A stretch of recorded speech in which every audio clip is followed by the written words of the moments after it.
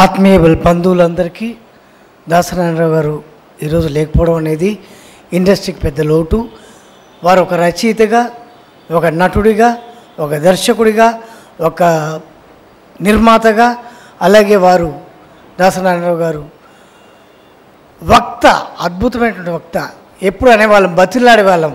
వారు స్టేజ్ మీదకి పిలిస్తే మేము వారు అరే అర్జెంట్ ఉందిరా నేను వెళ్ళాలి అంటే గురుగారు మీరు దయచేసి కూర్చోండి అనేవాళ్ళం. ఎందుకంటే వారు మాట్లాడిన తర్వాత మాకు మాటలు ఉండేటివి కావు, కాబట్టి వారిని చాలాసేపు వెయిట్ చేయించేవాళ్ళం.